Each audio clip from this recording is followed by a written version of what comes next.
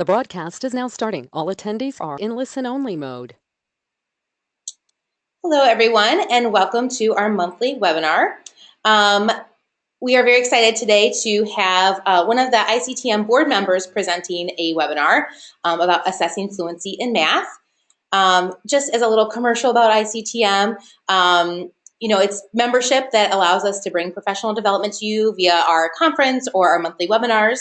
So if you are not yet an ICTM member, you can go to ictm.org and look into membership and all of the benefits of becoming a member, the great work that this community of educators is doing to bring high quality and equitable math education to all students in Illinois. So we would love to have you join us.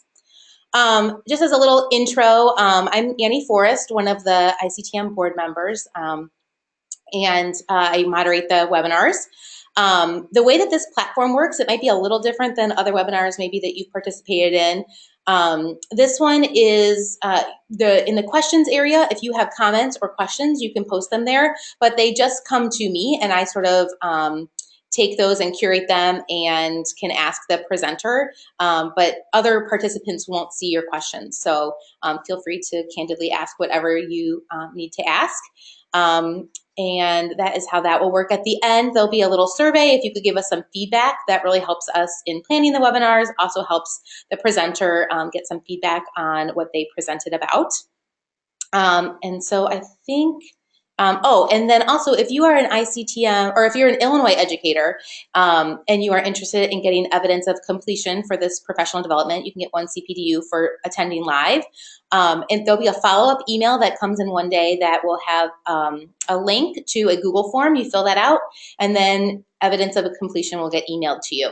And if either way, if you watching this live or if you're watching or if you couldn't watch live, a recording will get sent to you if you registered for this in that follow-up email as well.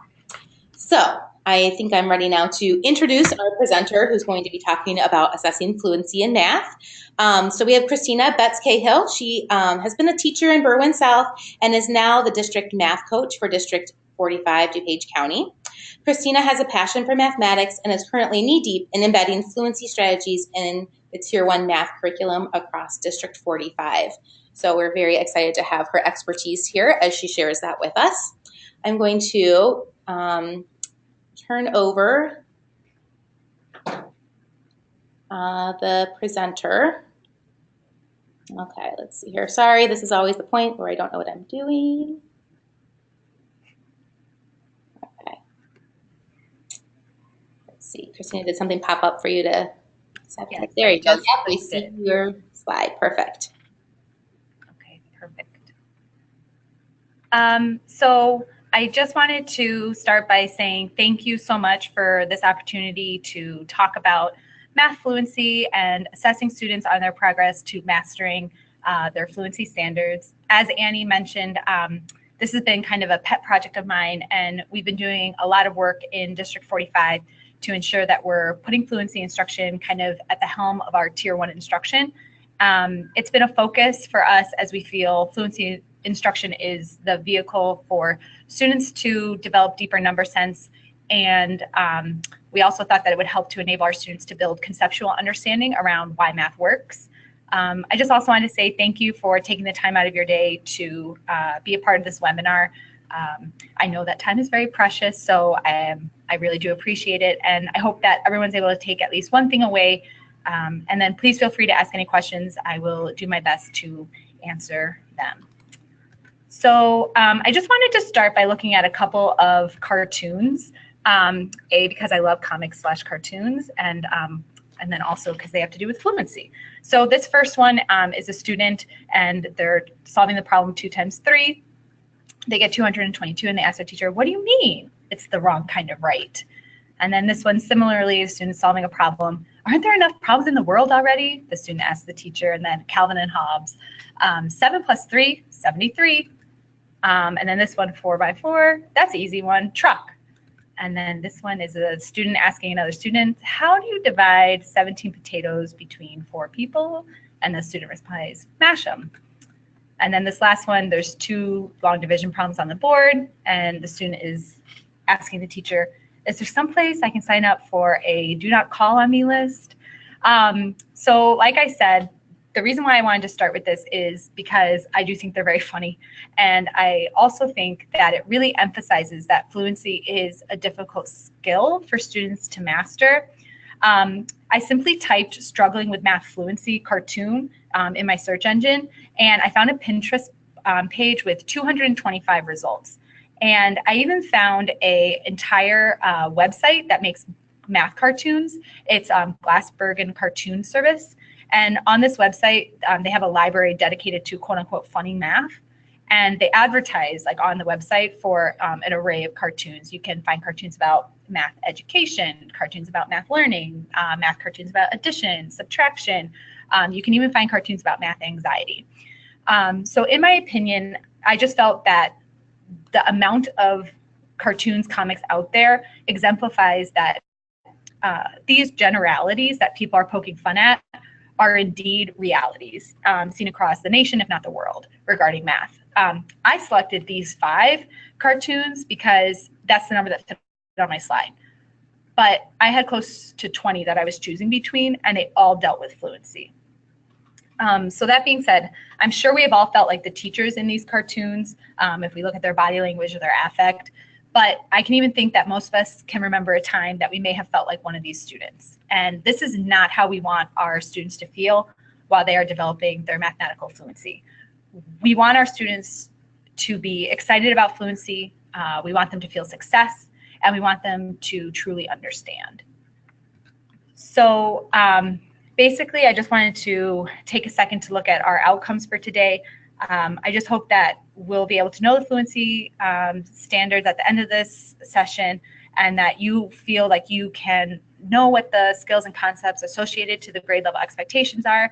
I hope we're able to leave with an understanding of the shifts regarding instruction and how they impact fluency in regards to assessment as well as instruction.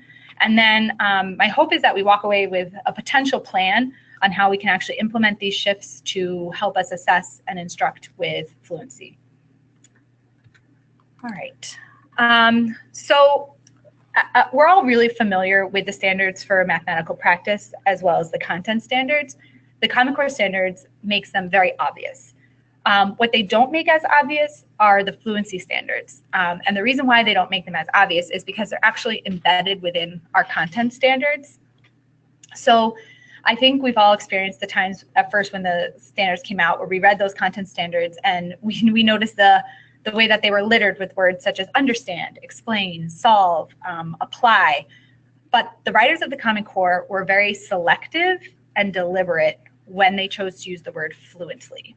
So this is a table that shows every time a standard has the word fluently in the K-8 standards, this table compiles all of those standards. And so as you can see, if you look at the K through 2 fluency standards, you can see that they really do build upon each other. The focus is on developing those basic facts of addition and subtraction.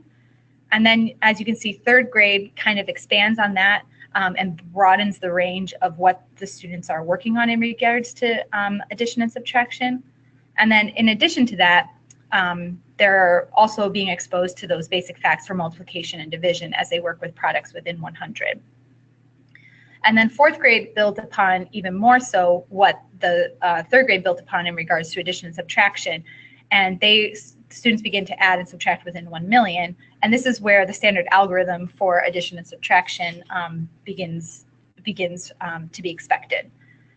And then 5th grade, those standards really take what was done in 3rd grade in regards to the work with the basic facts of multiplication and division, and it requires those students to apply that knowledge to perform multi-digit multiplication.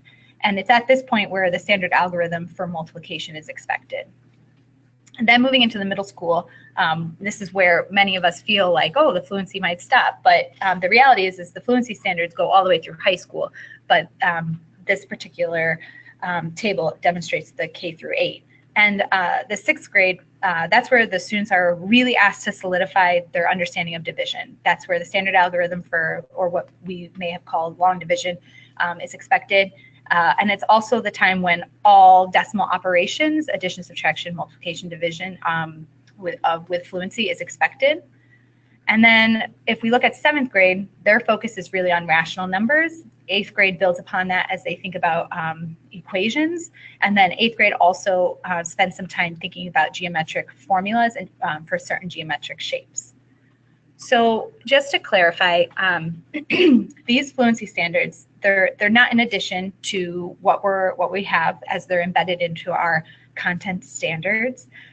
So it's nothing more. It's just this table kind of puts a focus on each of them.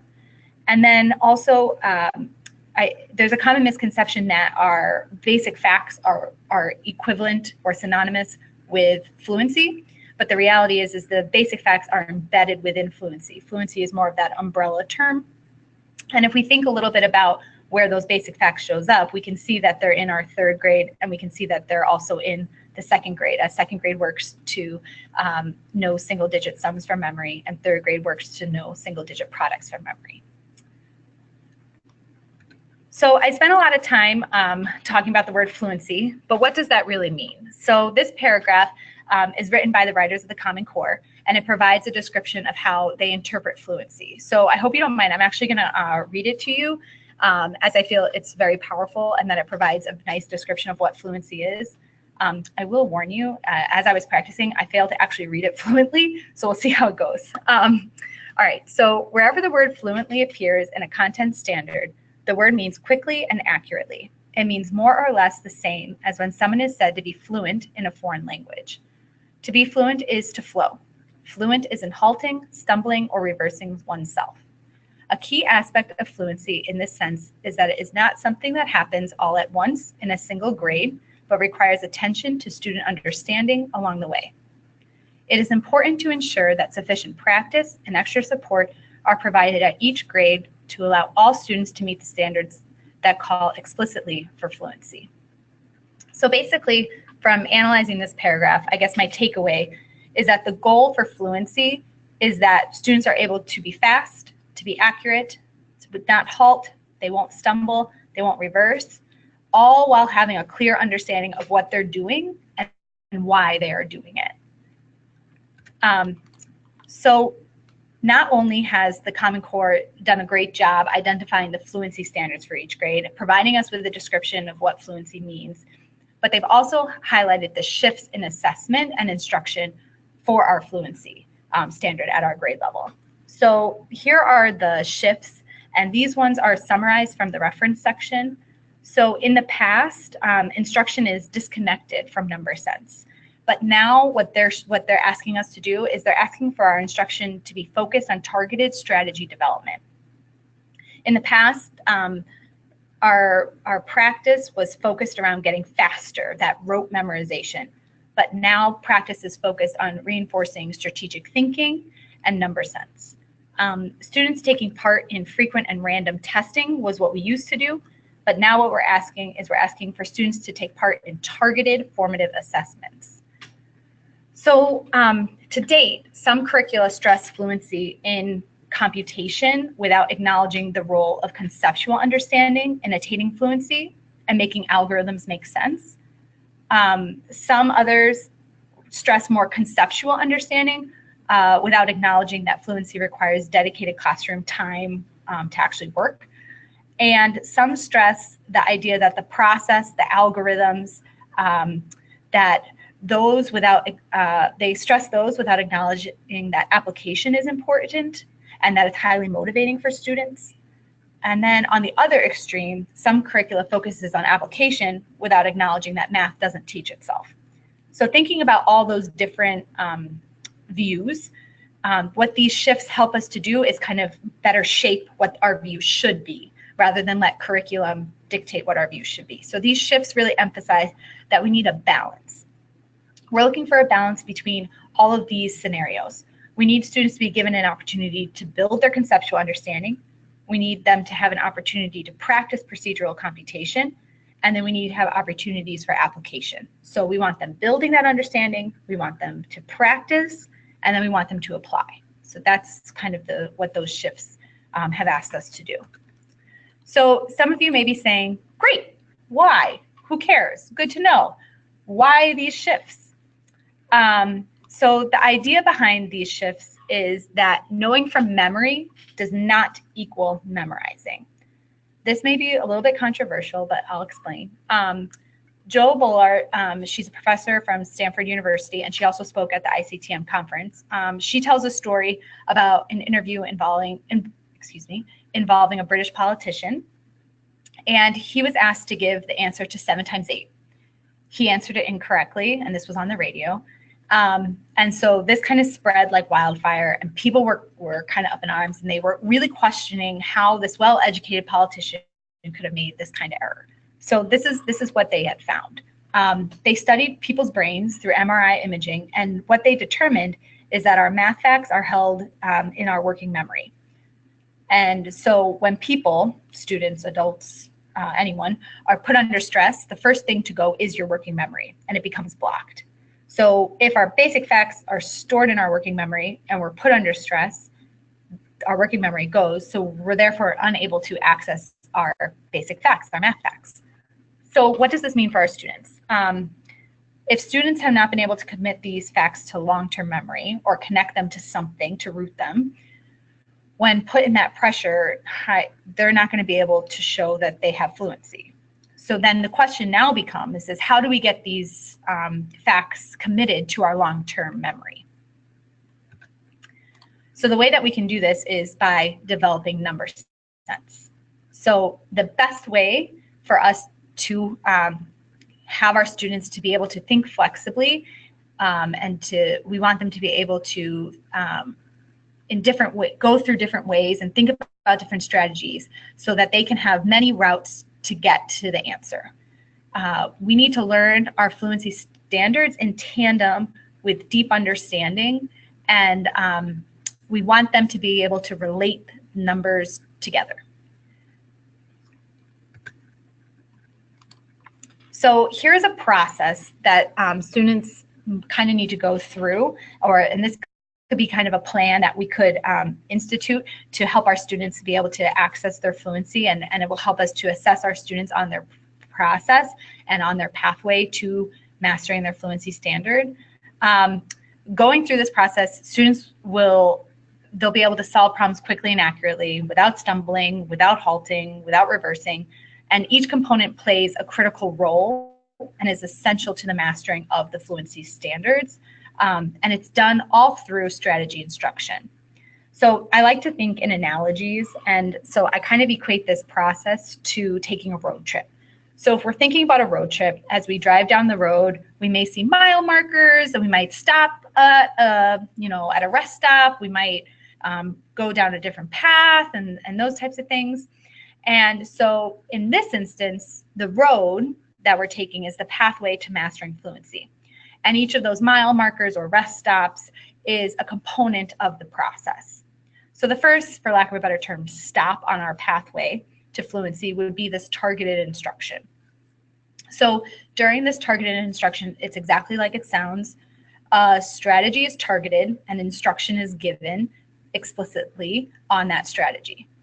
Following this, we're going to travel down the road a little bit, and we're going to then run into targeted practice.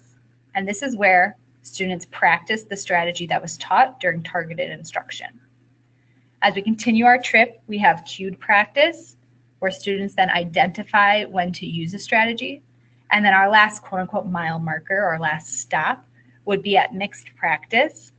And this is when students are able to look at a problem and quickly and accurately apply a strategy to find the answer. And just like in a road trip, we may stop at a rest stop or pull over and get gas, a snack, and you may stay in that certain spot maybe a little bit longer than others. And in some instances, you might even have to backtrack a little bit and revisit a place that you have already been. So like I said, the first step to mastering our fluency standards are targeted instruction. So targeted instruction is explicitly teaching a strategy required to achieve mastery in the fluency standard. So to begin, we must determine which strategies our students actually need. So in a second and third grade split classroom, we began by first identifying the strategies that our students needed support in. And then after identifying the areas of need, we provided that targeted instruction. So for example, if you look at this screenshot of a Excel document, you can see that we had 4 groups. And one group was working with addition strategies for doubles. So these students were in the addition column for the first 7 rows were working on the doubles. And then for our second group, they were still in addition and they were working on doubles plus 1. And then for our third group, they started to work on started to work on subtraction, and they were doing subtract 10 from a teen number. And then our fourth group, some of our third graders were working on the strategy of doubles, so times 2. So in a small group setting, we explicitly taught the students how to use the strategy. So the doubles group came, we gave them instruction on how to use the double strategy. Then after we did that, we kind of had them work to create these flashcards. So I'm going to start by showing you guys what an example of a lesson might be that you could use. So for our doubles plus 1 group, our lesson began in the way that we kind of wanted to activate that prior knowledge that they have. So they knew the double strategy. So we were able to take that knowledge. So we were able to think about what do they know about doubles and then explain that we're going to build upon this knowledge. So after we kind of activated their prior knowledge and told them that we're going to build upon it, we gave them 2 almost like problem-solving questions that require the use of the strategy being introduced. Following, the students looked for patterns. So right here, they kind of looked at this. What do you notice about here? And then they were able to identify the strategy and how to use the strategy. In this case, the students were really working on finding that hidden double and then adding or subtracting 1. And then after we did that, we had the students create their flashcards. So this is a picture of what the flashcards kind of look like. So what we would say when they create their flashcards is we encourage that the students are the one who actually create the flashcards so they can practice using the teacher when using the strategy with teacher support. So the students were working with a teacher during this phase to find the missing addend or missing subtractand or find the answer and write it on the back of the card so that they could get practice with that strategy with support. And this would work not just with basic facts. If we think about the 4th grade fluency standard where they're working on the standard algorithm of addition and subtraction, you could have a whole targeted instruction lesson on subtracting across zeros and having students work to solve task cards with subtracting across zeros. Similarly, in the middle school, you could explicitly teach students how to rewrite a subtraction problem as an addition problem using additive inverse. So this is applicable to all grade levels. So once we have had some time with targeted instruction where we've explicitly teach a strategy to help our students master the fluency standard, we're ready to move down the road to stop at our next step of targeted practice. So like I said, once we've taught that strategy, we're ready to have the students really practice that strategy. And during targeted practice, students are asked to practice the strategy taught, and we really want them to be practicing only that strategy. So that strategy is being practiced in isolation. And what we really want them to be doing is we want them to be working on their own to practice the strategy. So you really don't need them to be in a group setting with teacher support at this time. In many classrooms, I've seen students partaking in targeted practice. It could be during a fluency station, during the work time of the workshop model. In other rooms, it could be done as, the first 5 minutes of math class or the first 5 minutes of the math block, where everyone knows that this is fluency practice. We're going to practice the strategy that we're working on. And then I've also seen it done at the start of a guided math group. So students come, they know that's the first thing that they do. So it's very flexible on how this works, but not much teacher support is needed during this time. And that is because of the way that we can ask the students to show us evidence. So in the classroom I spoke earlier about the 2nd and 3rd grade split classroom, the students went to the Fluency station. So they brought their baggie of the strategy-based flashcards, and they created, and what they did is they practiced those flashcards in isolation at the Fluency station. And then there's many different ways that we can assess the students on their progress of this targeted practice. And so what we can ask them to do is we can have them work on reflection forms. So students can be metacognitive of their process and reflect on what is difficult for them about the strategy and what they still need practice with. And doing a reflection form will help us as teachers to know if we need to go back to the targeted instruction. So if we need to go back down the road and readdress maybe a misconception or a bug that needs to be worked out. And then another way is that, especially in the upper grades, students could be asked to create a lesson plan, or they could be asked to create a deck of flashcards or a deck of task cards for targeted instruction for a classmate to use. And then this would really work well. I'm thinking of like a 7th grade classroom where students are working on rewriting subtraction problems as addition problems using the additive inverse, because there are so many different problems associated with this strategy that the students could easily create a unique set. And that would help us to really know how well that they're understanding this strategy. Another tool that we could use is Let's Recap. And this is it's a free teacher app that brings the benefits of video. It allows for reflection. It gives teachers and parents insight into students' learning process. And like I said, it's a free website. You just have to make a class. And this was the route that we chose to go in the 2nd and 3rd grade class during the targeted practice time. So when the students came to their Fluency station, they knew that they were going to practice on Let's Recap. And what we would have them do is they would have their baggie with their made cards, which they created during the targeted instruction. And we would first ask the student to create a quick recording that detailed for us what strategy they have been working on. So during this time, you may hear students recording themselves saying things like, I'm working on my multiplication, and I'm working on the strategy doubles. I'm multiplying times 2. And just at the beginning, because the students were not used to doing stuff like this, we did give them sentence frames to kind of help them along the way. And then after they explained to us what strategy they were working on, they would do a math, quote unquote, like a running record. The students would use their strategy flashcards. They would read the problem out loud, and then they would say the answer. So for example, if the students who were working on the subtracting 10 from a team number, they would look at their card and they would say 18 minus 10, and then they would say 8. So, and then she'd pick the next one, 12 minus 10, 2, 15 minus 10, 5. And so we just feel, and so this is a picture, these are 2 pictures of some of our students working on targeted practice. So they would find a spot in the room, they would get their cards, and they would go through that targeted practice using Let's Recap. And we just really felt like this is a extremely useful tool to assess each student's progress to fluency, because as the students can complete it independently, they're completing it independently, but they know that we're going to watch it. So they have that sense of audience, and there's like that accountability piece embedded. And then also it provides us kind of with a quick, like a litmus test.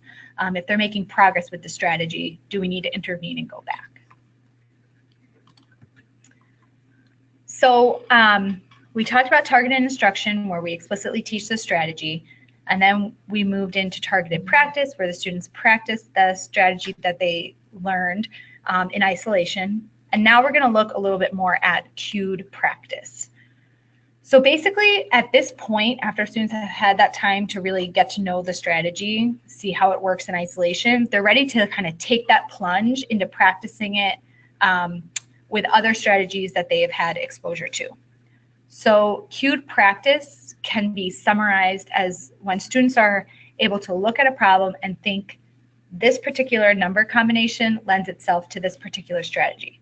So essentially, they look at a card, they look at a problem, and they're cued into what strategy do they need to use. So one way that, and this is one that we use the most currently, is that one way students can participate in cued practice is through a sort. So here are some pictures of what our second and third graders were doing for the cued practice. So first, the student right here, you can see that they have their flashcards and the ones that with the different strategies. And what they did is they spread out all their flashcards. And in this particular case, our students have been working on multiplication, and they've been working on 4 strategies. So they had been working on doubles. So they had targeted instruction and targeted practice with doubles. They had targeted instruction, targeted practice with doubles twice, doubles plus 1 more set, and times 5. So all 4 of those strategies had gone through the process. And then they combined all those cards together. And on this particular day, they were focusing on queuing to find doubles and queuing to find doubles plus doubles twice. So they'll begin the sort by finding all the cards that they could solve using doubles. So if you look at this picture, these cards over here, the student had identified could be solved using doubles. So they created a pile of those. And then what they did is they went back through it, and they went through with the lens this time of what can be solved using doubles twice. So now they have their 2 piles, these 2 right here. And you'll notice that there are additional cards not sorted, and that's okay. Some days you may ask the students to only focus on a few strategies, but we could have that day ask them, okay, now you've sorted doubles twice, now sort doubles plus 1 more set, now sort doubles times 5, or I'm sorry, times 5. So we could have asked that, but for this particular day, we decided just to focus on doubles and doubles twice. So once they've sorted to how you've asked them to sort, then they're ready to solve the cards identified as being able to be solved using the double strategy. So they went through their doubles, then they went through their doubles twice. And this does not just apply to basic facts. I'm thinking of 4th grade once again, where they might be using the standard algorithm for addition and subtraction. And you could easily have the kids have a set of task cards, and you could have them sort out addition that needs regrouping, addition that doesn't need regrouping, solve the addition that needs regrouping, solve the addition that doesn't need regrouping.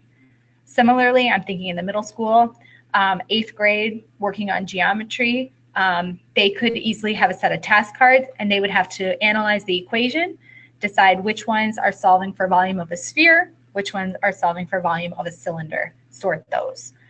Another way that you could do this instead of using a sort is you could have a pre-generated worksheet.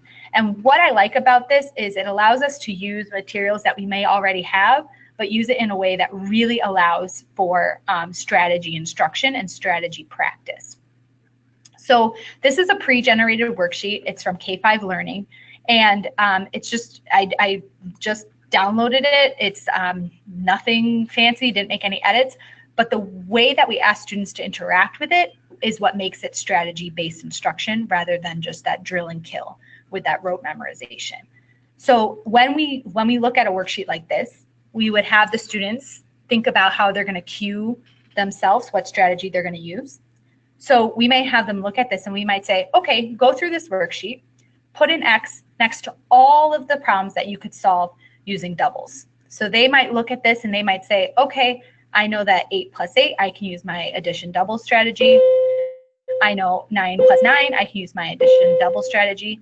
I know 1 plus 1, I can use my addition double strategy. Great. So they would put an X next to all of those. At this point, we wouldn't have them solve it yet. Then we would say, okay, you can also solve some of these problems with doubles plus or minus 1. So look through it, put a check mark next to those equations that you can solve using doubles plus or minus 1. So they might say, oh yeah, 5 plus 4, I can do that doubles plus or minus 1. They might say, oh, I can do 5 plus 6, I can do 8 plus 9, I can do 7 plus 8. And some students may even decide to put a check mark next to 2 plus 3 or 2 plus 1. Other students might decide, you know what, a more effective, a more efficient strategy for those two problems is counting on. I'm going to not put a check mark next to those. So it really allows them to cue what would be the most efficient, what would be the most effective strategy for that particular problem. Once they've identified their doubles, once they've identified what they would solve with doubles plus or minus 1, then we would ask them, okay, go back, solve all your doubles. Great. Go back, solve all your doubles plus or minus 1. So basically, in both instances, the sort and the worksheet, students may not solve each problem, and that's okay.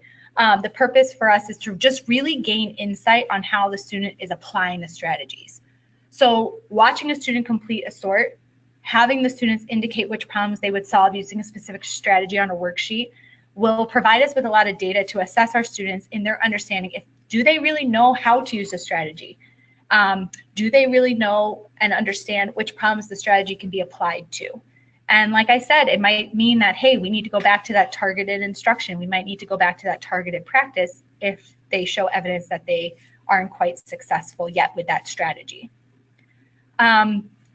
So once the students are showing that they're a little bit, they're showing their success, they're comfortable, they're cueing accurately. When they look at a problem, their brain cues them, use this strategy.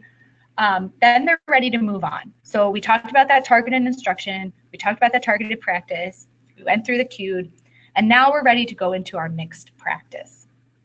So finally, at this point, and this is really one of the very first times that we're going to start to really see fluency, and where we are going to be expecting students to solve problems more quickly, to solve them more accurately, without stumbles, without halts, without reversals.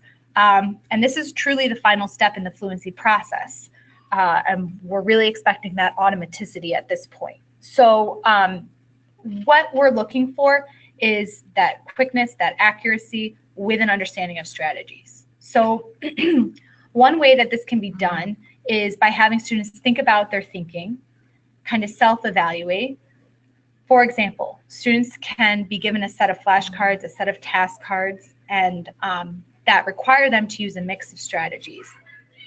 Then, as they solve each of those, and they go through the deck, they can organize them into 3 piles. They're fast find, they're slow find, and I don't know. After the sort, students can then kind of look at their results, and they can goal set. They can really think about which strategies they do well, which they need maybe a little more practice, which they might need to improve on. And this will give us as teachers good information on what may need to be addressed. So this is another great way for us to assess where our students are at and decide, hey, do we need to move them back to targeted instruction? Is there something, a small little slip or a small little bug that we can just have a conference with the student about? For example, I was in a 3rd grade classroom and we were working, the students were practicing the strategies that they had already put into their mixed practice bag. And the one student, she was going through it and they were practicing, it was multiplication, and she was solving them, and we analyzed her results, and she had put 7 times 4 in her don't know column, and then she had put 4 times 7 in her fast find.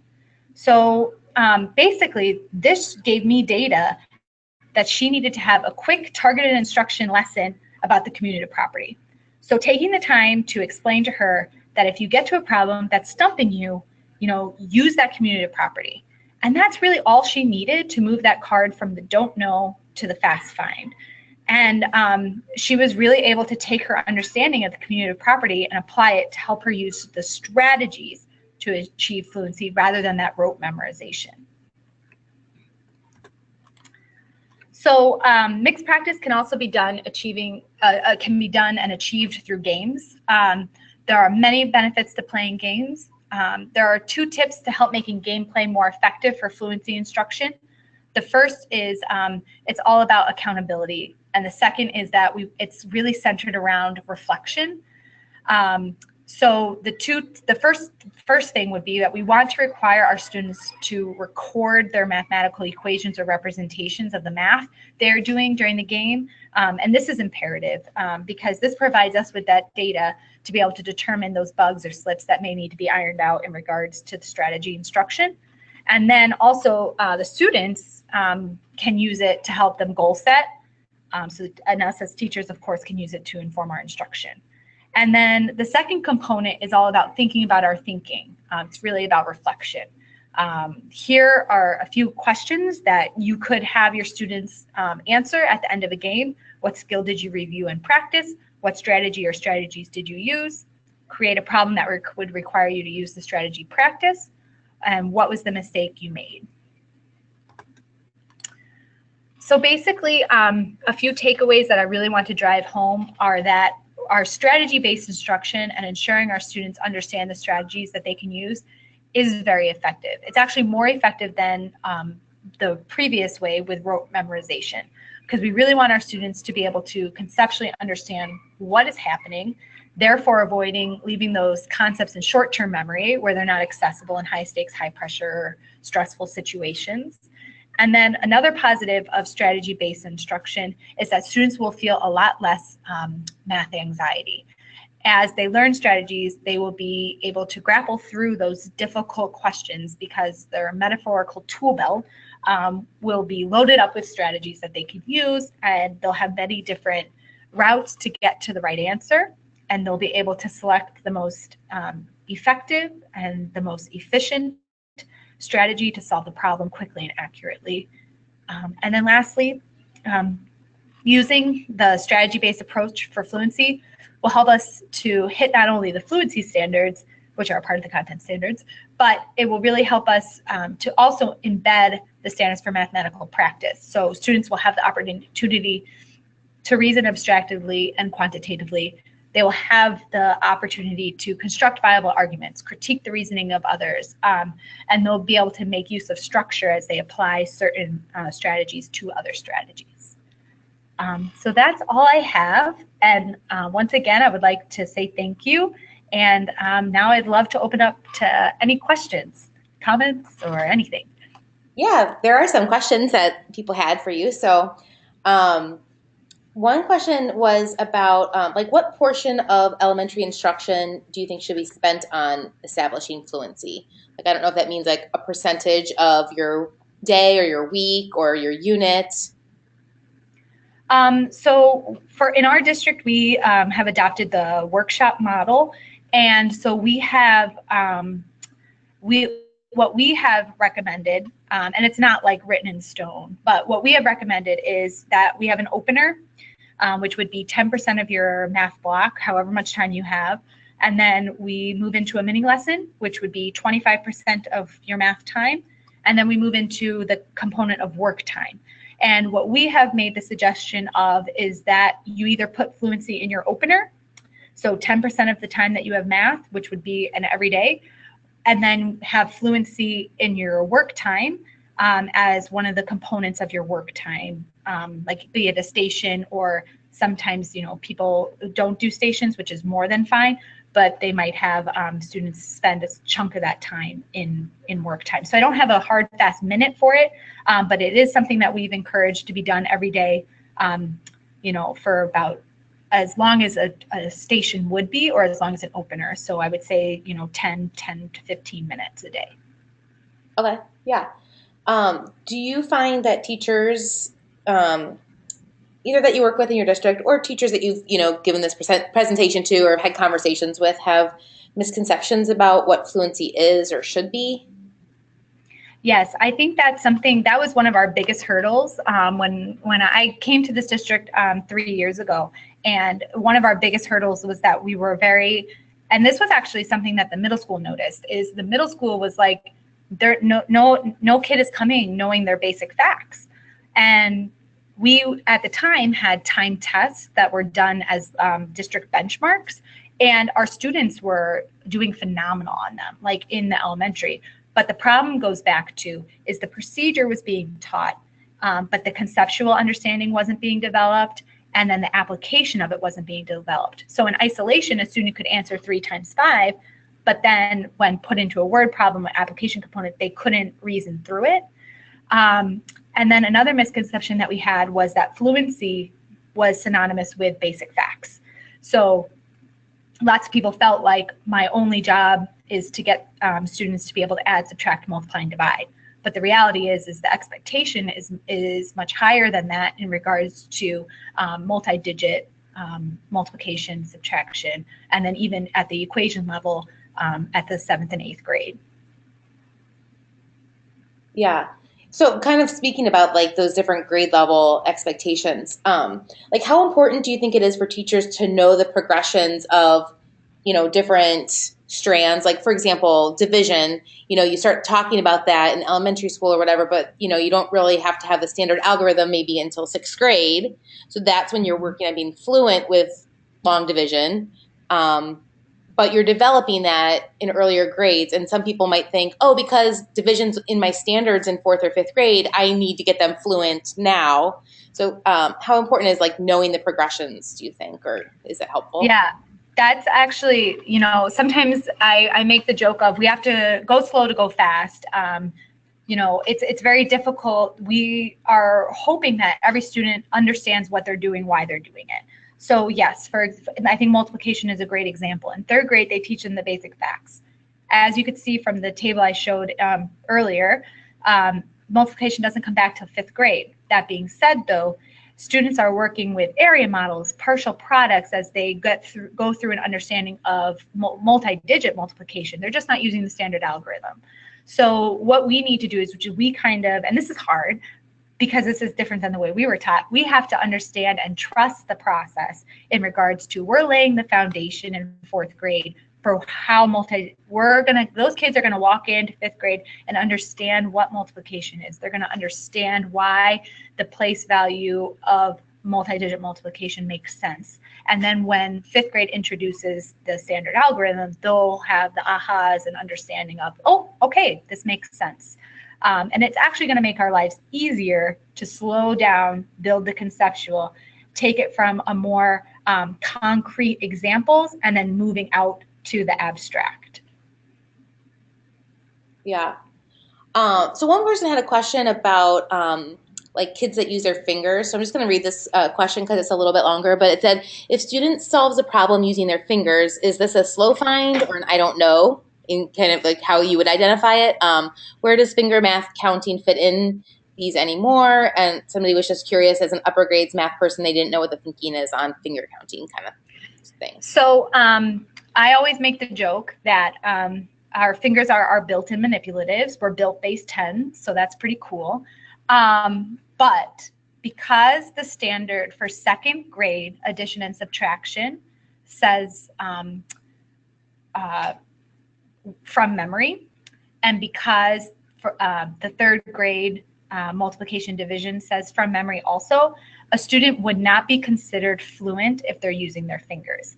And that's why we need to arm them with other strategies and other tools, such as doubles twice, so that when they're presented with that situation, instead of being dependent on their fingers, that they're able to depend on a strategy that they can recall because they have number sense.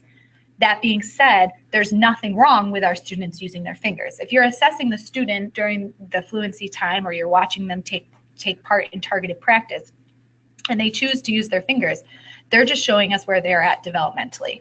So we don't want to discourage students from using their fingers, because it is a valuable tool and it's helping them to understand, but we want them to become more dependent on strategies. So when I see a student using their fingers, I say, wow, I love that strategy. That's a great one. Is there another strategy you could have used inside your head? And that really helps them to validate their choice of strategy, but then it also forces them to think a little bit more critically, what else could they do to replace the fingers? Yeah, I love that. I feel like, you don't want to shame any kids for using fingers, right? And so Correct. I think that I agree, yeah. I hear a lot of what you're saying is just like it seems like it's really intentional process, right? And so like learning from what you see the students doing and then using that to plan. Yes. And it kind of relies on a lot of teacher moves too, and a lot of seeing what's happening in front of you and then making decisions. So how do you develop that for teachers that might not feel comfortable with that way of teaching? So for the beginning, so for the 2nd and 3rd grade split class, we had a lot of groups because she has mixed grade levels. So we really wanted our hope was that we could put all of the third graders in multiplication. Our hope was that the second graders would be all ready for addition, subtraction at the second grade level. From, kind of watching them work and from just anecdotal notes, we realized, what, some of our third grade students, they need to go and do previous grade level fluency standards. That being said, in the second and third grade classroom, there's only 15 students. So it's a little bit more manageable. If for other classrooms where they were feeling overwhelmed by the differentiation piece of it, what we encourage them to do is focus on your grade level standard. So even if you have students, and this works a little bit better after second grade because K and 2 build on each other so much because it's, it's only, for kindergarten, they're only adding within 5, and then for our first graders, they're only adding within 10, and then by second grade, they're adding within 20. So for K1, 2, you're not going to see as much of a discrepancy, but so for our upper grades, we said, what, if you're third grade and you're working on multiplication and division, teach them the strategy and use your opener. So that first chunk of time that you have with them for 10% of your block. So, from 6 to 10 minutes, really just teach them a strategy. And maybe it takes you a week and you teach that for that whole time. And then for 2 weeks during that time, the students go and practice it.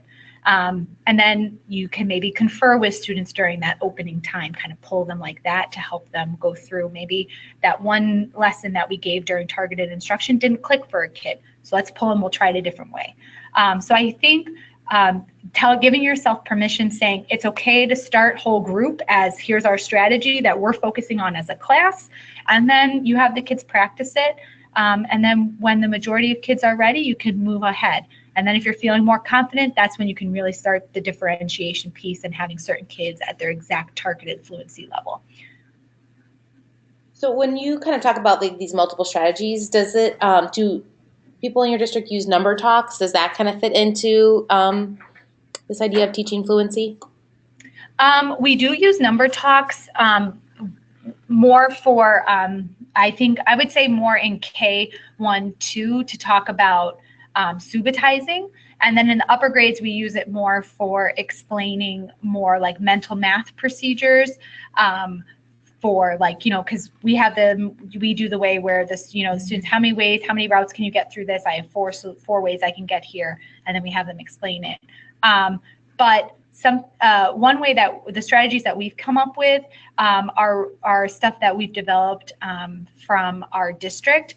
And so what we did is we used for the basic facts, so K through 3, we used it was a document created by Wichita, and they outlined specific strategies in that document for the basic facts. And then once the basic facts kind of so starting in 4th grade, once we go to more bigger numbers, and then when we go to middle school where we're dealing with equations, we really base our strategies off of the standard. So for example, one of the things about the 7th grade standard has to do with estimation. So we thought, what are all the strategies around estimation? What are those different ways? Okay, we're going to target instruct each of these estimation strategies so that students can know, should we use front-end estimation or should we use compatible numbers? Which one's the best bet? And then also for 4th grade, we thought, okay, add, subtract within 1 million. Okay, we have to add with regrouping. We have to add without regrouping. We have to subtract with regrouping. We have to subtract without regrouping. We have to subtract across zeros. So we have 5 targeted strategies for those particular things. So I would recommend the Wichita strategies from that they developed for the basic facts. And then I would really look at the standards, specifically North Carolina's unpacked content documents for 4th, 5th, 6th, 7th, and 8th grade to really come up with the strategies that your students need for those fluency standards. Okay, great. I think we have time for one more question, and this one is sort of a combo of just your opinion on a couple different tools. So what's your opinion on calculators used in elementary school? Or, are they contrary to the notion of fluency, or when should we use them? And then also your opinion on fluency programs, like Reflex comes to mind, or other programs like that. So for calculators, I would say for basic facts and those types of things, it really goes, I feel that students need to have the strategies and understanding before using a calculator. So I would definitely allow the students time to practice the strategy without the calculator. For certain students, if it's going to hinder them from solving like fourth grade standard with, them solving multi-step word problems with all 4 operations, if they're not going to be able to answer those questions, then maybe that's the time you introduce it. But I would really separate calculator from fluency because we want the kids to be dependent on their strategies. Fluency programs in general do not rely on strategies. Reflex Math is a great program, but the only strategy that they instruct is, especially with the fact families.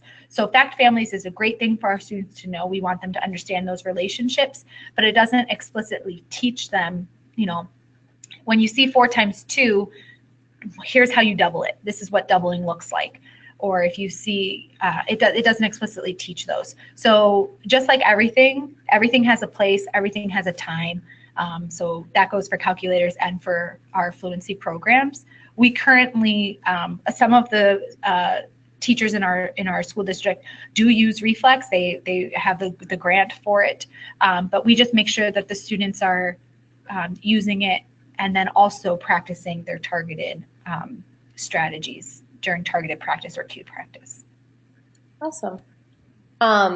If you could maybe share with me, because you said you're going to share your presentation. Yes. So share that with me, and then also maybe the Wichita resource you mentioned. If you want to share that with me, then I can put those in the follow-up email. That'll be coming to everybody that participated or is getting the follow-up email because they couldn't make it live, and then they can have those resources from you. That sounds great. I will definitely do that. Great. Thank you so much. Thank you. Yeah, it was fun to lead this with you, fellow board member. I am just going to wrap us up here, so I'm going to change screens here and just do my final commercial for thinking about going to ictm.org and becoming a member if you're not a member yet. And also there you can find links to recordings from our monthly webinars that we've been having over the past year and a half or so, and also links to register for webinars that we will be having in the future. So we appreciate you attending. If you could take a moment to do the survey, there's just 6 questions, a short survey, and then a follow-up email will come to you tomorrow. So thank you everyone for attending, and we will see you next month.